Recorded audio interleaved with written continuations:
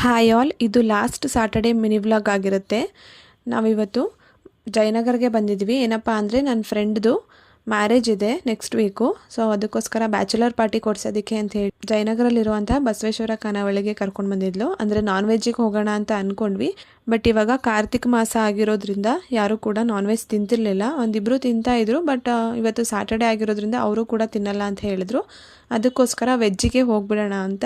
ಇಲ್ಲೇನು ಸ್ಪೆಷಲ್ ಅಂದರೆ ಜೋಳದ ರೊಟ್ಟಿ ಅನ್ಲಿಮಿಟೆಡ್ ಇರುತ್ತೆ, ಎಷ್ಟಾದರೂ ತಿನ್ಬೋದು. ಅದ್ರ ಜೊತೆಗೆ ಹೋಳಿಗೆ ಇರುತ್ತೆ. ನಾವು ಹೋದಾಗ ಕಾಯಿ ಹೋಳಿಗೆ ಹಾಗೆ ಬೇಳೆ ಹೋಳಿಗೆ ಎರಡು ಆಪ್ಷನ್ ಇತ್ತು. ನಾವು ಕಾಯಿ ಹೋಳಿಗೆನ ಸೆಲೆಕ್ಟ್ ಮಾಡ್ಕೊಂಡ್ವಿ. ಅದಾದಮೇಲೆ ಜೋಳದ ರೊಟ್ಟಿನ ಕೊಟ್ಟರು. ಜೋಳದ ರೊಟ್ಟಿ ಅಂತೂ ತುಂಬಾ ಚೆನ್ನಾಗಿತ್ತು. ಅದ್ರ ಜೊತೆ 3 ಥರ ಪಲ್ಯ, ಚಟ್ನಿ ಪುಡಿ, ಸ್ವೀಟು, ಪಾಯಸ, ಮಜ್ಜಿಗೆ, ಈ ಥರ ಸುಮಾರು ವೆರೈಟಿ ಇತ್ತು. ಒಂದು 20ರಿಂದ 25 ಥರ ವೆರೈಟಿ ಇತ್ತು. ನಾವಂತೂ ತುಂಬಾ ಎಂಜಾಯ್ ಮಾಡಿದ್ವಿ. ಊಟ ಎಲ್ಲ ಮುಗಿಸ್ಕೊಂಡು ಮನೆಗೆ